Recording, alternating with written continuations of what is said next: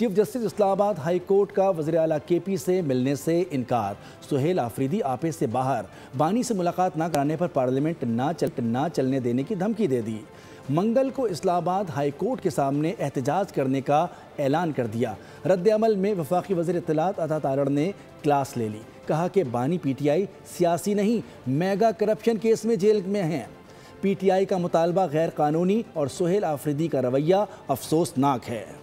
बानी पीटीआई से मुलाकात का मामला, chief justice Islamabad high court का वज़ीर आला केपी से मिलने से इनकार। चीफ जस्टिस ने ना एडवोकेट जनरल न किसी वकील से मुलाकात की। वज़ीर आला केपी सुहेल आफरीदी ने मंगल को इस्लामाबाद हाई कोर्ट के बाहर एहतजाज का ऐलान कर दिया। कहा कि सूबे की गवर्नेंस पर अपनी इंतजामिया से राबते में हूँ। जरदारी और शरीफ की तरह पैराशूट के जरिए नहीं आया। कैबिनेट मेंबर्स भी हैं, पार्लियामेंटेरियंस भी हैं, उनके नाम थे, उनको मिलने नहीं दिया गया। इससे पहले जो है कोर्ट के ऑर्डर्स होने के बावजूद इमरान खान साहब को उनकी बहन से भी नहीं मिलने दिया गया। पीटीआई की एहतजाज की कॉल पर वफाकी वज़ीर इत्तलात अता तारड़ का शदीद रद्द-ए-अमल सामने आया। कहा बानी पीटीआई सियासी नहीं, मेगा करप्शन केस में जेल गए हैं। पीटीआई का मुतालबा गैर कानूनी और सुहेल आफरीदी का रवैया अफसोसनाक है। धरने में एक इल्लीगल डिमांड है, लीडर से मुलाकात कराई जाए। भाई वो जेल गया है एक मेगा करप्शन केस में, 190 मिलियन पाउंड का मेगा करप्शन केस में सजा याफ्ता एक शख्स है। आप कहने हमारी मुलाकात कराई जाए।